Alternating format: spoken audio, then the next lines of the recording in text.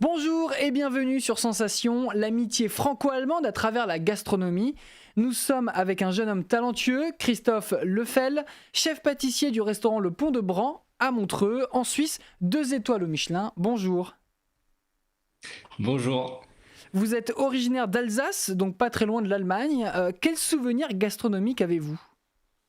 Alors, les souvenirs de chez moi en particulier ou plutôt de De chez bon, vous, du de chez pays? vous. De chez moi. Alors, moi, ce qui me vient vraiment à l'esprit maintenant, ce serait des Dampfnudeln. Alors, ça se prononce un peu, c'est un peu particulier à prononcer, mais en fait, c'est des espèces de beignets, une espèce de pâte briochée, un petit peu de beignet de pain, en fait, qui est cuit dans une casserole, couvert avec un petit peu d'eau, et en fait, on le trempe dans la compote de pommes, et ça, c'est vraiment quelque chose que j'adore. On peut aussi le manger avec de la soupe, donc c'est vraiment un de mes souvenirs maintenant qui me vient directement dès que vous me demandez.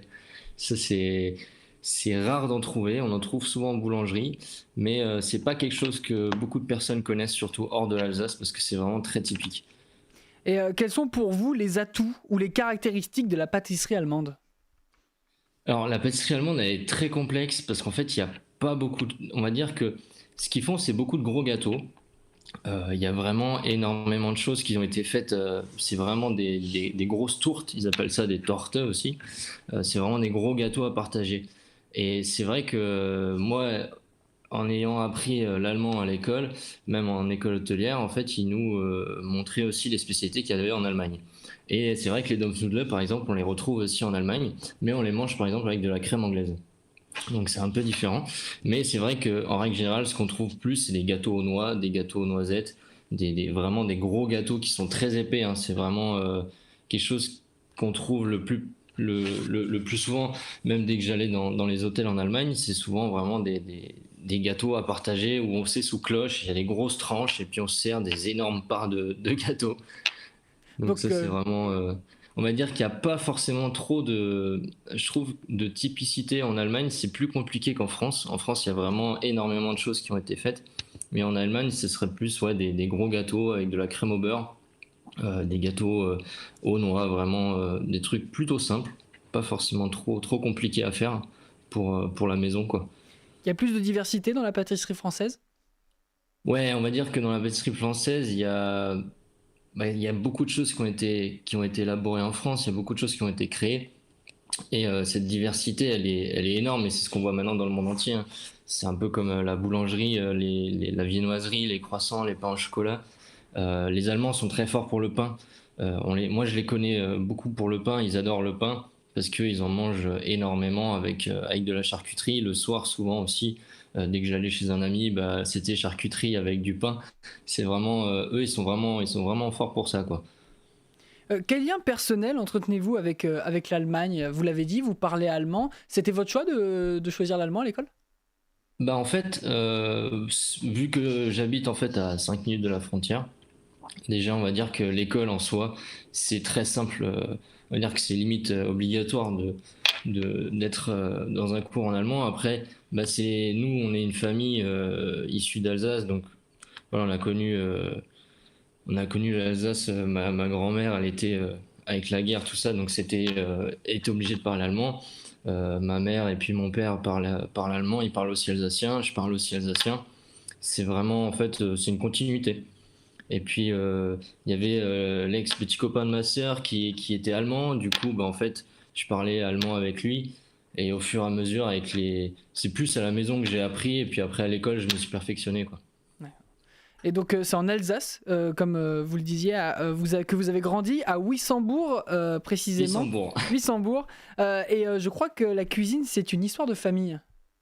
Alors, oui, on va dire que moi j'ai appris ça un peu tardivement, mais c'est vrai que on va dire que ma grand-mère a eu plusieurs restaurants. J'en discutais encore à Noël avec ma mère. Et elle a eu plusieurs restaurants différents. Et il y en a encore un qui est dans la famille, mais du coup là qui est en location. Et c'est vrai que moi j'ai appris ça un peu plus tard. En fait, mes parents, ils tenaient le restaurant. Et dès que je suis né, en fait, ils ont arrêté. Et du coup, en fait, j'ai jamais vu l'envers du décor en fait de la restauration parce qu'en fait, j'ai pieds, j'aimerais vraiment habiter là où il y avait le restaurant. Donc, c'était une partie un peu cachée. Et aller vers la cuisine, et plus précisément la pâtisserie. Bah, en fait, à la base, c'était plus la pâtisserie que la cuisine parce que moi, c'est venu d'un coup de tête. On allait souvent manger au restaurant le week-end avec la famille. On se réunit à la pâtisserie. On a une pâtisserie qui est juste à côté de chez moi. On a deux boulangeries. Enfin, le centre-ville est très petit et on allait souvent chercher des gâteaux et chercher le petit déjeuner. Le vrai que ça m'a toujours attiré. Et puis d'un coup, je me suis dit, bon, bah voilà, je vais devenir pâtissier. C'était devenir.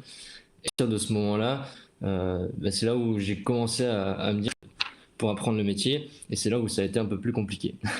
Et, bah, du coup, quel a été votre parcours, hein? Vous avez étudié au CEFPA Adrien Zeller dans le Bas-Rhin et ensuite? En fait, à la base, je voulais faire pâtissier, donc je voulais un apprentissage. Apprentissage que je voulais faire à Wissembourg, mais le maître de stage, enfin le maître d'apprentissage du coup a pris quelqu'un d'autre. Et du coup, je me suis retrouvé un peu dans une impasse à me dire que bah si j'ai pas de patron, je sais pas vraiment quoi faire. Si maintenant on peut, enfin, ou alors c'est une école qui était du coup plus loin et il fallait que je fasse en sorte de pouvoir y aller alors que moi j'avais 14 ans. Donc c'était un peu compliqué, il fallait prendre le train, tout ça. Et au niveau des horaires, bah, en pâtisserie boutique, bah, c'est toujours très tôt le matin. Donc les trains, ça collait pas forcément.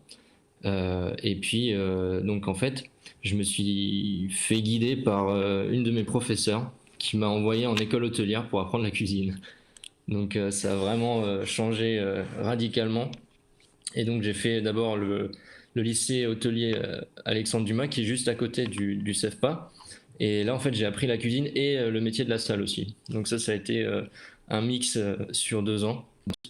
Et la salle, servir vraiment comme dans un restaurant traditionnel, même gastronomique, ils essayaient vraiment d'apprendre le métier. Après avoir fait cette formation de cuisinier, je me suis dit que il faut que je réussisse à reprendre un virage direction la pâtisserie. Et c'est là où j'ai fait justement une mention complémentaire pour pouvoir justement métier manuel. Et le fait de travailler en entreprise, bah, ça permet de s'améliorer encore plus vite en fait. Et aujourd'hui, vous êtes le chef pâtissier du restaurant Le Pont de Bran à Montreux, en Suisse. Et comment vous êtes arrivé là-bas? Alors en fait, ça a été un parcours qui a été un peu. On va dire que j'ai voyagé un petit peu. Je suis allé à Paris. Euh, j'ai appris chez Pierre Hermé, donc grand nom de la pâtisserie française, où j'ai revu énormément de bases de la pâtisserie française avec un goût qui est vraiment au-dessus de beaucoup de monde. Il a vraiment des goûts qui sont très précis, très francs. Et ça m'a énormément apporté sur le goût et sur la base de la pâtisserie.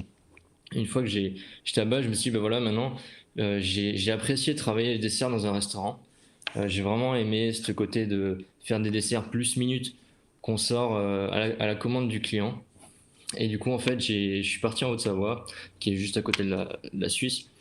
Et j'ai pris un poste en tant que chef pâtissier dans un restaurant, une étoile, où du coup, je suis resté une année. Je me suis éclaté en fait à utiliser tous les goûts que j'ai pu apprendre au sein de la maison de Pierre Hermé et puis tout ce qui était technique de base. Et en fait, pour vraiment réussir à chercher la créativité là-dedans. Et une fois que j'étais là-bas, je me suis dit que déjà dès que j'étais à l'école hôtelière, je me suis dit je vais arriver en Suisse. Enfin, je voulais aller en Suisse. Et donc ça remonte déjà de 15 ans à 19 ans, il y a déjà un petit écart. Et au final, j'ai réussi en fait à aller en Suisse dans ce restaurant-là, par choix, hein, clairement. Et donc je suis arrivé en tant que chef de partie. Et après, j'ai pris la place de chef en fait. Bah, un beau parcours. Merci beaucoup Christophe Lefel d'avoir été avec nous. Si vous voulez commenter cette émission sur les réseaux sociaux, c'est avec le hashtag de la journée franco-allemande JFA 2021.